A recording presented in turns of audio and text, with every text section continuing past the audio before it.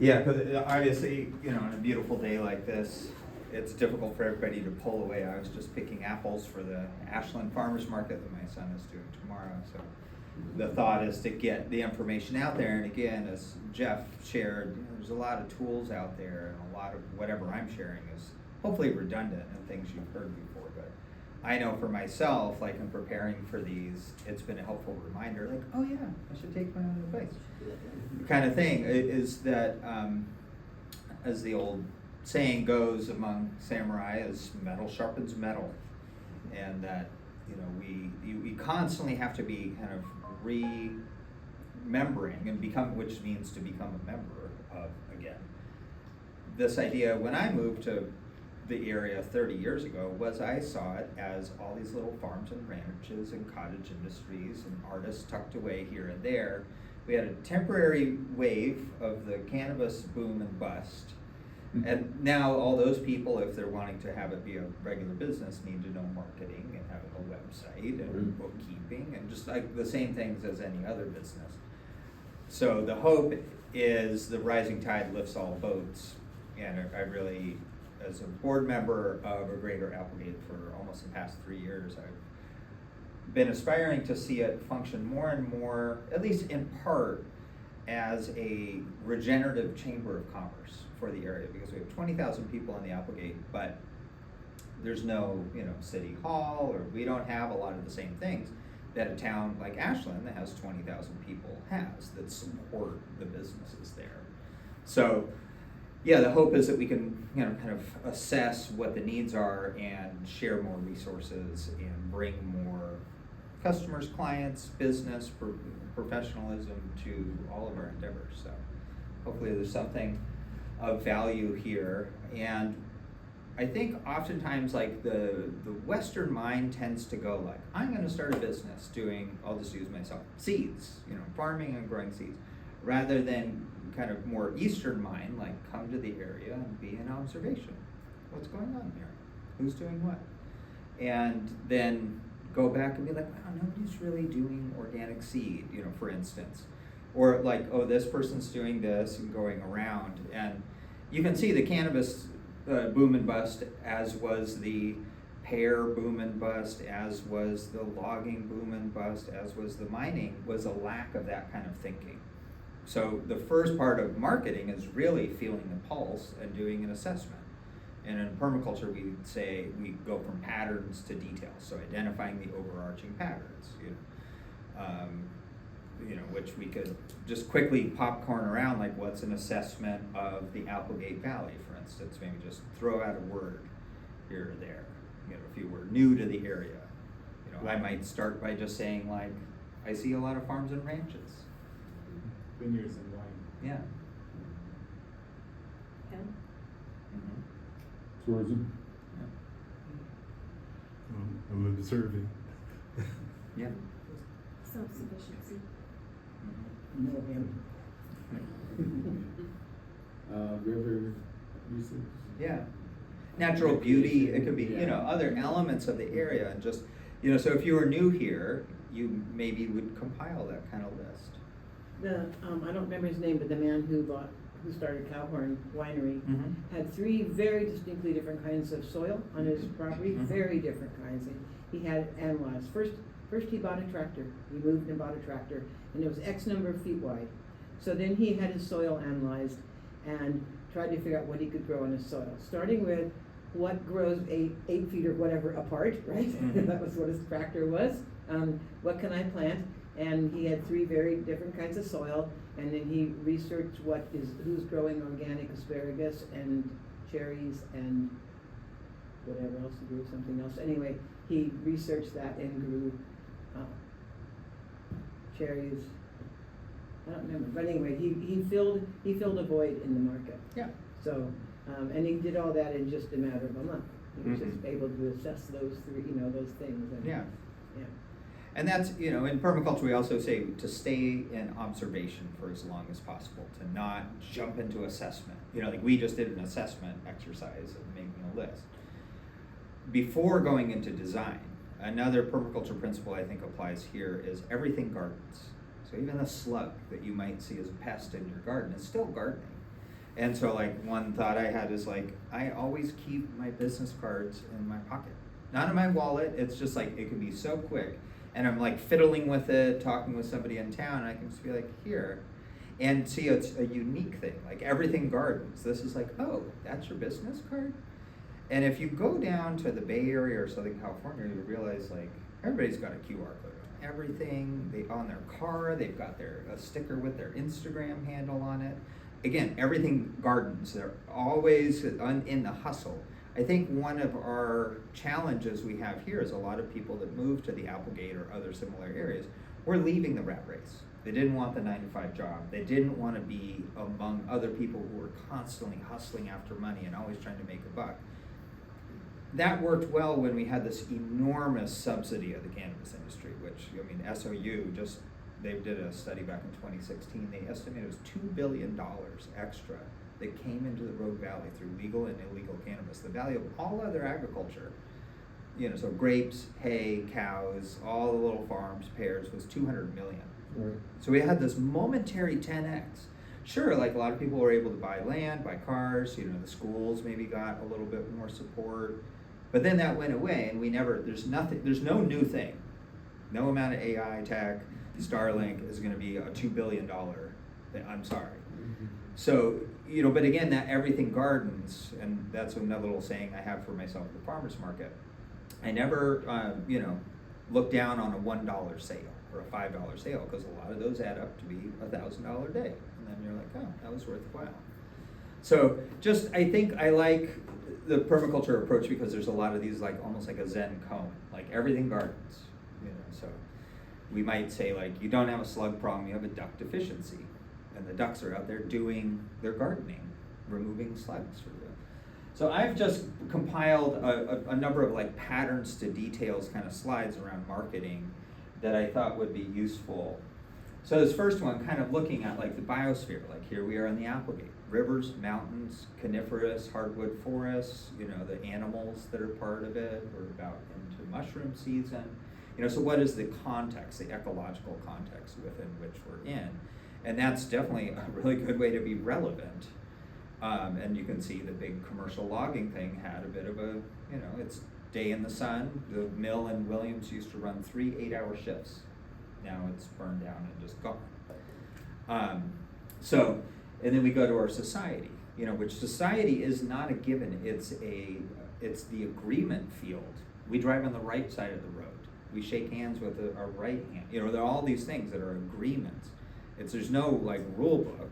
I mean, I guess there is. I'm driving on the right side of the road, but just about how we form a society. We open doors for certain people in our society, and this kind of thing. And then our economy is nested within that. Like, okay, you're an artist. Who appreciates your art, and around you're a musician. Other people want to learn music, and you can see. I always like to kind of look at these right brain ways of this idea of nested systems. Another one is holons, this idea of a holograph. And so, any kind of business that we're doing, even if it's a nonprofit or anything, is like that. So similarly, here's another way to view this. We have a product. It has usability, or it's supporting, music lessons. You're supporting people to become better. And then that's interfacing with a story about that, the community, the tribe, which is, tribalism can be a negative thing of like people like us do things like that and you're not part of our tribe. But it also is a way to identify, we'll visit the idea of like client avatars a little bit later, like who is your people? And obviously your price is going to be related to all that. And then on the outside is more the active marketing, getting the word out, clicks, in this age of the internet, ads, spin, what's your angle on that, and creating buzz and hype. And now we're very much in what's called the attention economy. And it's, I think it's safe to say for everybody in the room, we've watched this sea change of the millionaires, which nowadays, like, you need to be a millionaire to retire. But the millionaires used to be the oil industry, the defense industry, that kind of thing, and now it's all this tech stuff. So like Meta, Facebook, produces no content, but is the largest news and content provider in the country. Airbnb is the largest supplier of short-term rentals, yet owns no real estate. Or look at, what's the driving one, like Uber, owns no cars, Mm-hmm. but is this huge, so it's more, we've shifted to this, the attention economy of getting people to participate in these services, if you will. So a lot of old marketing, like taking out a full page ad in the New York Times, is just obsolete nowadays. And we'll get into this idea of the long tail of the comet in a little bit later, but that's, the comet, just to set the context for it, is like the old style of marketing, the full page ad, the TV ad, that kind of stuff. People still do this, but it's really antiquated and it's a scattershot approach. Whereas the comet has a long tail. And so, that goes into tribe. And one thing, Seth Godin, who's a really amazing source go-to for marketing perspective, and he's got a great podcast called Akimbo.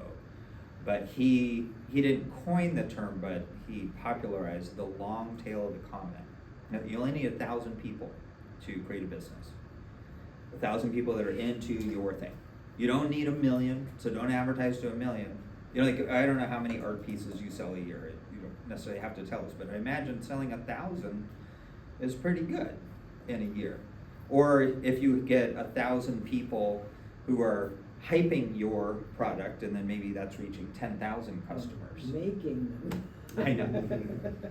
So I like these kind of, useful things. And there's this great book, a buddy of mine, he co-founded the Prana clothing company. So he pivoted his fame. He was a professional surfer all over the world back in the day of surf magazines.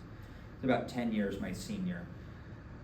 His name's Dave Kennedy, and he was a Kennedy. His mom was like, never get into politics, so he became a surfer.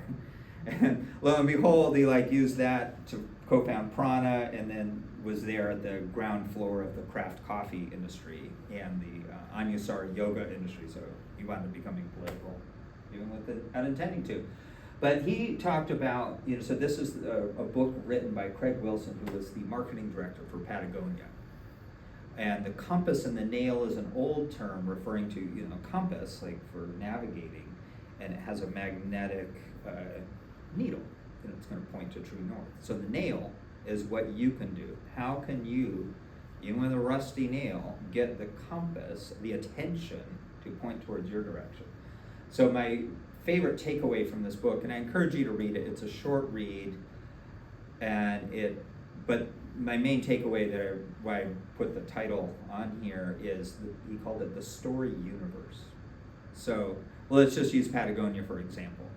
What adjectives would you use to describe your typical Patagonia wearing or buying person?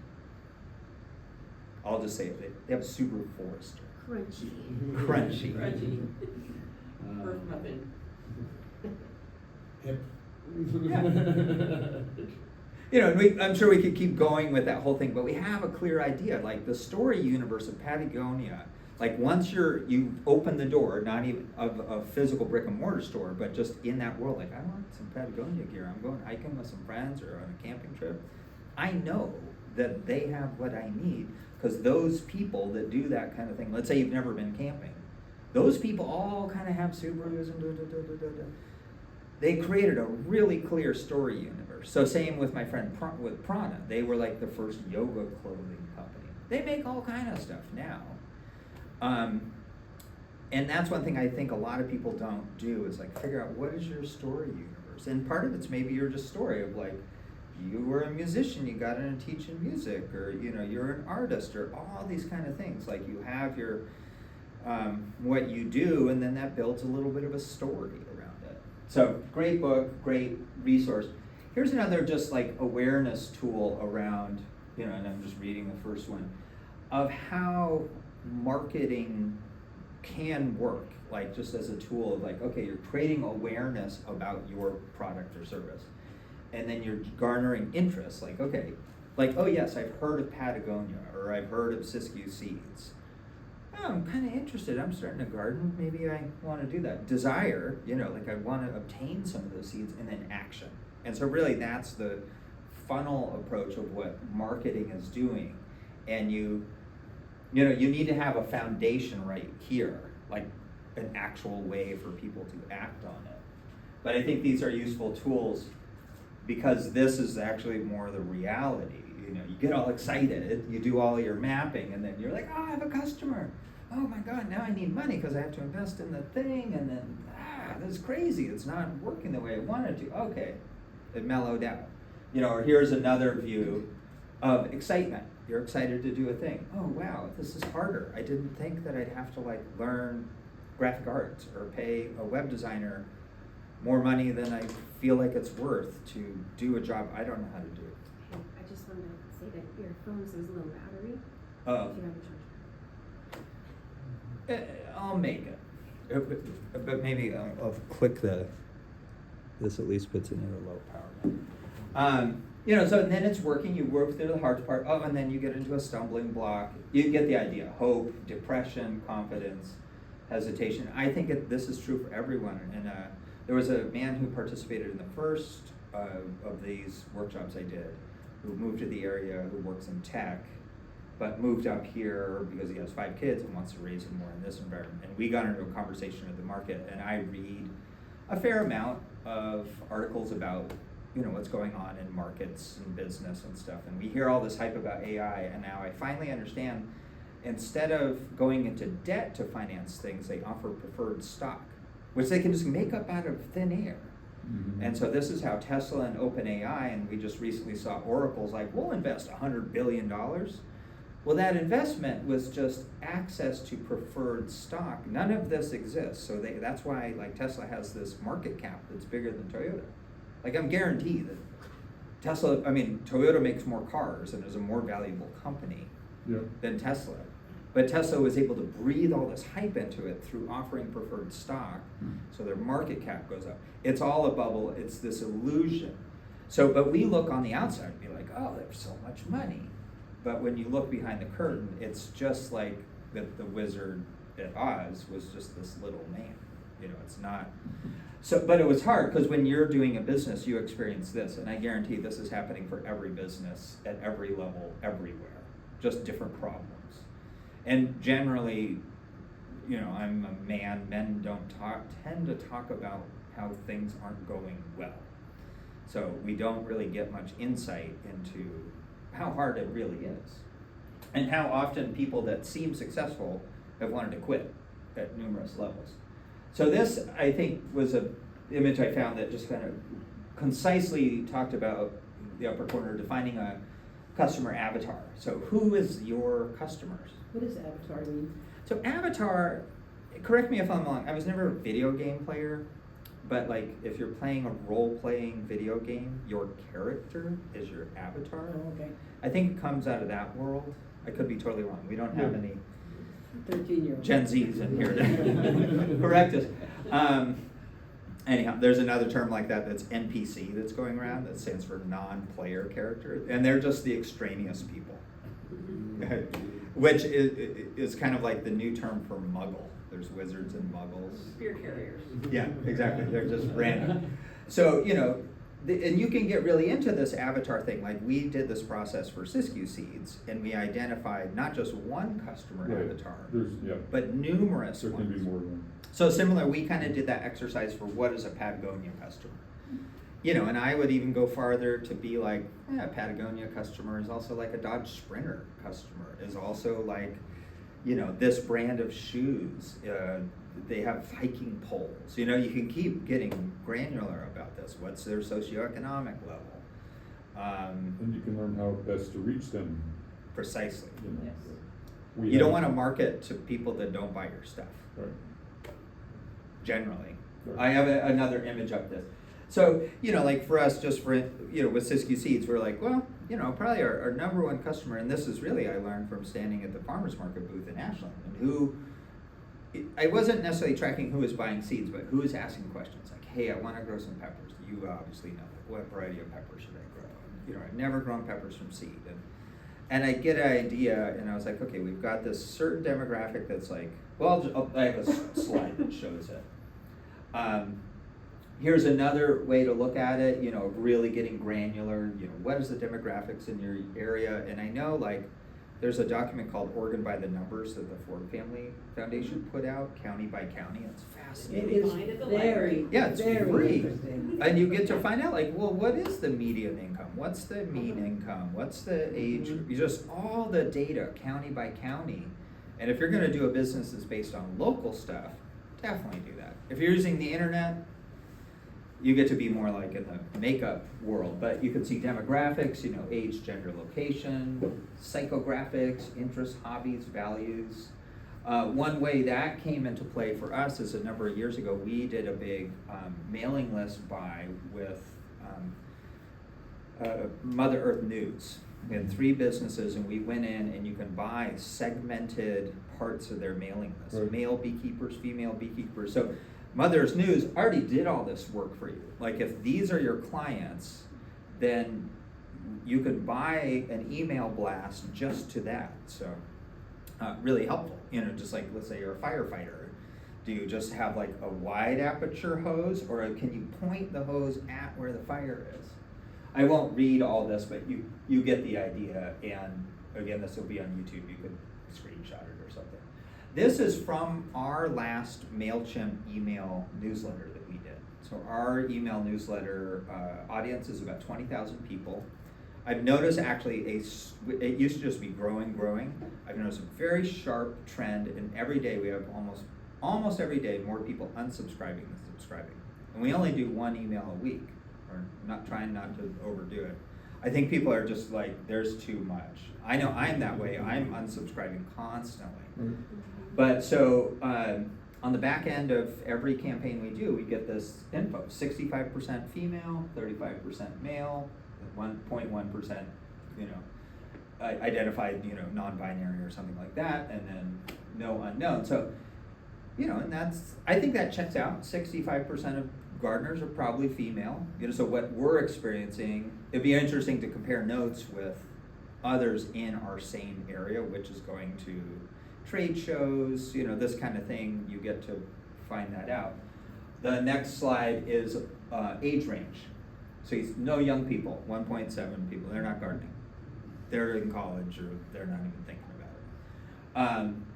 11% here, the 25 to 34, 27%, the 35 to 44, 16.8, and the 45 to 54. This is my age range. But look, like the curve is way skewed 55 and over. Because retired people have time to garden. But do we really want to apply marketing energy to this segment? Yes or no? Depends. They're already buying our stuff. Yeah. They're sunsetting too. You know, so, and these people are like, they're, you know, pretty on board, but this is where like the opportunity areas, because then they become customers for life. Because our particular sector, like seeds, is the kind of thing like, I buy my seeds from blank. Yeah. Some people drink Coke, some people drink Pepsi, some people drive Toyotas, you know, like, if you can get them early, then. And there's another idea, I didn't make a slide for it, but I found this really helpful listening to somebody describe this, of, you know, the one image of the concentric circles, and they were talking about who's your tribe. And the way Seth Godin puts it is, people like us do things like this. You know, so we'll go back to the Patagonia thing. Patagonia people, they like to have a bucket list of national parks they go to. And you know, you can kind of think about that. So if you can identify that avatar early enough and kind of include them with, you know, think about modern day marketing, memes, little jokes, little references culturally to the type of music, like you're doing an Instagram thing. Do you put a Grateful Dead song clip in, or a, you know, hip hop song? It just depends. So back to the Seth Godin thing, people like us do things like this. And it was interesting that I'm not a hip hop person, but through having kids, I was aware the artist D'Angelo just passed away. It was my age. Oh, I kind of like know the music, and I used a clip of that, and it was amazing, like, because that was in the cultural milieu, you know, it was in the news.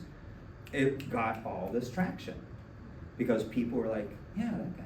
or that company. They didn't even know it was me. It was just Siskiyou Seeds.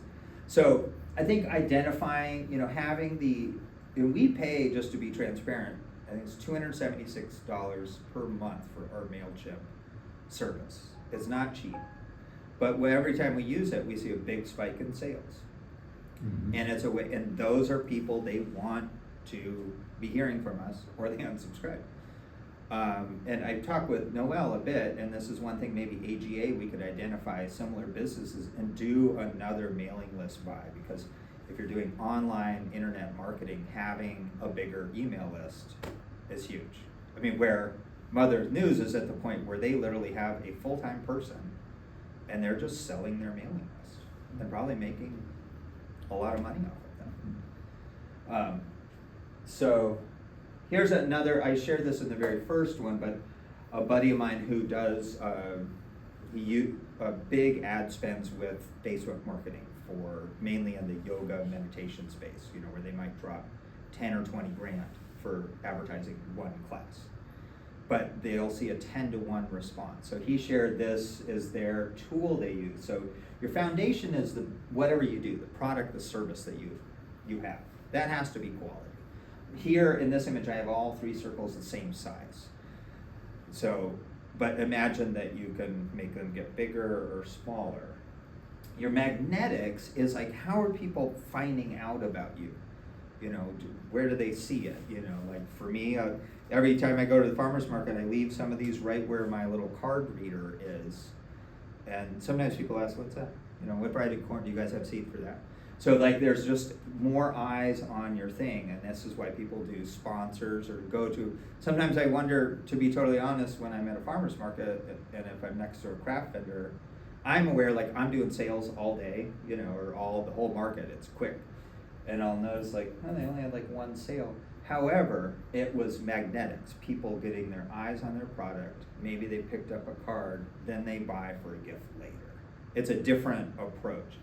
Amplification is marketing. How do you let people know about it? So where these overlap, if there isn't enough overlap, you don't make enough money to do your life or whatever that, whatever you need. So increasing the size of these, if you get plenty of emails and interest in your products, your magnetics are fine. If your amplification, let's say you're already at the top of your game, you're listed in all of the 10 best seed companies or whatever kind of things, but you're noticing your sales slide, maybe your product isn't that great. Maybe you need to work on customer service, foundational elements. But let's say you're new, you're doing a great product, you start to get out there going to trade shows, fairs, ads, and let's say the Applegate or other things, but you're still not getting enough. Maybe you need to amplify more ad spend, more trade shows.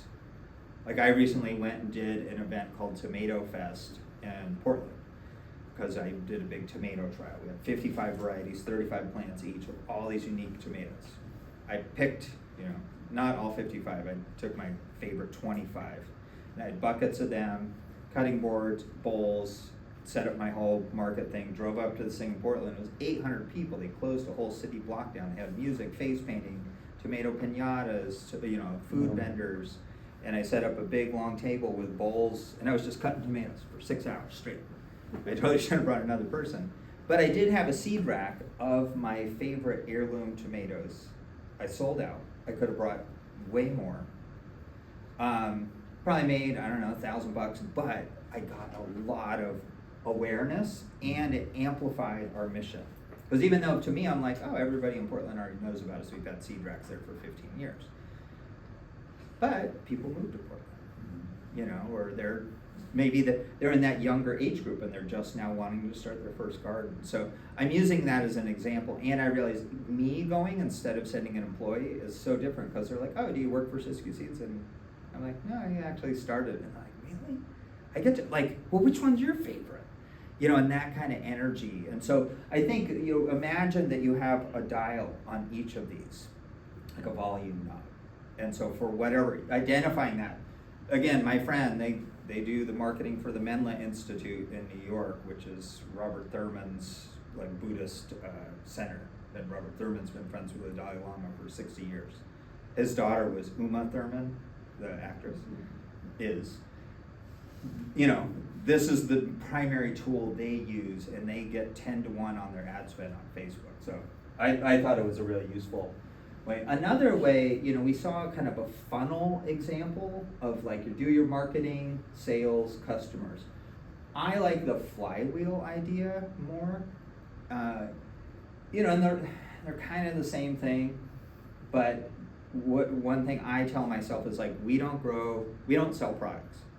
We offer a service. We facilitate gardening. And so we provide free information about growing things on YouTube or blog. And then that helps people who buy the seeds, you know, we need that part to happen, to be successful. And then I'm like, oh, thanks. And then we've created a connection, and it's a flywheel. So for me, that's just a helpful image to have in my head of how to keep that flywheel turning. And it's things like showing up to Tomato Fest and taking a day of my time, which was fun. Like just, you know, it's like spinning the wheel more. I'm just wondering, I'm still, you sort of lost me on tomato pinatas. Does it involve smashing tomatoes or just a? No, it was like a big red paper thing? mache, Okay. just like to make it interesting. I mean, they shut down a whole city block Oh, it in was front a of fellow Wellspread fencer for a Market. few minutes. They had 800 people Yeah. show up. Yeah. I had a line, people were waiting a half hour in the sun on asphalt to taste tomatoes. I mean, there were other booths, but I think mine was one of the more interesting. Avram, if you know Avram, was there doing garlic. He's pretty interesting. But I was like, really? Like at one point, I didn't have any helpers. I was like, wow, you're like all the way out in the street creating a traffic jam waiting to taste tomato for like 6 hours. So, you know, that was really useful. It just was a reminder of like, you gotta go out, you know, like the old politician thing is shaking hands and kissing babies. Like, I don't think you can get away from that in this era of the internet, where I think younger people just think they can be on Instagram and make their things sell. And maybe you can if you're, I don't know, maybe they do. This is starting to get into this idea of the long tail. You know, so this is the comet of, you know, physical retailers, for-profit, physical store like Tower Records, hybrid retailers, you know, so Amazon is one, into pure digital. And this is, you know, it's something I've looked at. I know you've talked about digital courses, is like, the business model I set up initially was like, we're gonna grow all the seeds ourselves, which meant I was leasing land all over Williams and driving tractors and having a big crew and managing it all, to like, that's really crazy. Let's grow half the seeds, half the varieties, and contract with other growers and focus our attention on quality customer service and what we're really into. Yep. And then I keep moving to a smaller portion, and now I'm in like, my farm should be research and development, breeding, trialing, showcasing, and then like today we were looking at peppers and doing photo shoots and getting better lighting and angle to upgrade our website quality. And other people can grow seed for us with our oversight, so we're still maintaining quality. We're not just like opening a catalog, we're literally contracting with people we trust. And then I see another step that isn't just like brokering it, is the idea of digital classes. Like, okay, I've been doing this over 30 years. This experience is valuable. How do we condense this down into a digital product that the initial lift is heavy?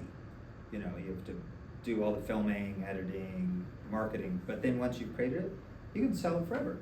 It's the same cost to sell it once as it is to sell it 10,000 times. I think there is a problem with that. I think that these work in concert, but for all of us as we get older, I think our most valuable commodity is our wisdom, not our strong back. So I think there's this other image looks at this. The long tail is the idea of the comet is the big thing. Like, I don't need to compete with Patagonia. If, let's say, I'm a cobbler, I can only make 100 pairs of shoes a year. I don't need to do the kind of marketing thing as what Patagonia would do.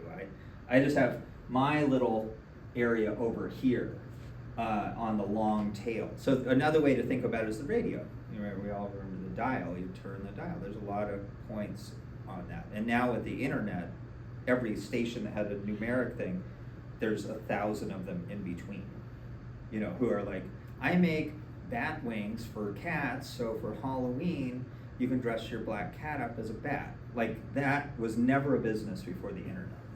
Now, if you get the ads thing on Instagram, you could probably actually make a lot of money doing that, even though it's ridiculous. So I think that, sorry, the image doesn't get into it too well. Oh, and then I'm just closing with this here. And then we'll leave like 15 minutes for question and discussion about this. But that, like, the long tail of the comment is also this 1,000 true fans. And one thing I want to drill down into a little bit about that is you have people that buy your product once and they never buy from you again, they never tell anyone about it. You have people that buy from you maybe just one time, but then they're like, these seeds I grew them, it was the most amazing melons, and they share the melons with their friends and they're tasting them. And then what we experience of having had a business for a while, we get people, maybe they just buy one packet of seed of melon. Not only that they grow it, they take beautiful pictures of it, of like their kids eating it. They make an Instagram post about it, and then they tag Siskiyou Seeds. Like, I've never even met this person. They bought it offline, and they're doing free advertising for us. So like one of our little marketing things, if those of you are familiar with Instagram, you can identify people as close friends. Anybody that's marketing Siskiyou Seeds for free is my close friend. And then I'm going to reshare their post, which they're stoked on, like, whoa, Siskiyou Seeds. Because we literally have people think that we're like a big company. And we're so not. Like, it's basically me and my family and some helpers. So then they feel some mojo about that, and then all of a sudden they're part of our tribe. They're part of our little group. And those people, I always go in. I have a few people that help manage our Instagram, so it's not always me, but when I'm taking it, I go look at their profile and I kind of scan through their pictures. I usually add them as a friend if they're doing free advertising for us. And be like, oh, yeah, it's and see, like, are they in the demographic? That kind of person, demographically, is the 35 to 50-year-old female, always women, unless it's chili peppers, and then it's a man. Like, I've been doing it long enough, I could, we have our avatars. The garlic guys, they're like, ooh, is that a new variety of garlic? Women are like, no, this is fine. But certain things, you identify your avatars, and over time, you just have enough experience where you're like, I've seen this happen so many times, because some of it's human nature. There is a Pavlovian response to things. I'll share just one more story. Is one of my mentors who worked for Enzo Zaden, which is like one of the big Dutch international seed companies, grew seed all over the world. He said, if you want to sell seed, tell them, and I think this applies to anything, tell them it's new or there's not much left. And think of every seed catalog, what's on the cover. New, or like act limited quantity, act now, limited time offer. And part of that, you're hacking into, I didn't even get into psychology. I'm not a psychologist, but one of my best friends is a PhD psychologist, so we laugh about this kind of stuff because we can see it. So seed sales, like, when do you buy seeds? You buy seeds in like the winter and spring.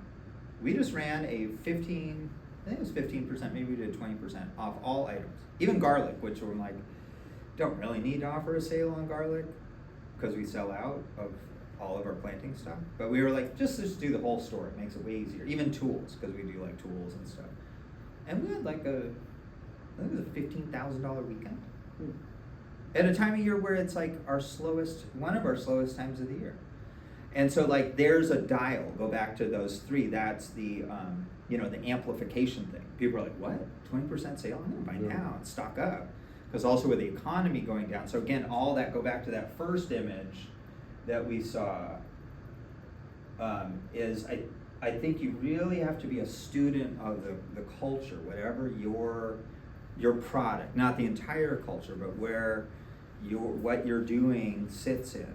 So anybody that's into gardening is probably into like being a little self-reliant, a little DIY, they might not call themselves a prepper, but they like having a stash. So when the economy is a little wonky, running a sale right then is like, bam, cool, because my money's gonna be worth less. And 4 months from now. So I think thinking of the context, and we could extrapolate this out into whatever your particular like affinity group is. You know, like I mentioned the D'Angelo, like I just happened to come up and I was like, well, and of course Instagram is recommending, you want to use this clip for your thing? I'm like, sure.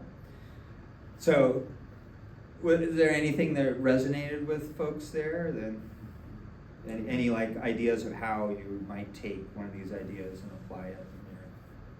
I missed the first part of the, you were talking about the median county demographics and, that you can look up.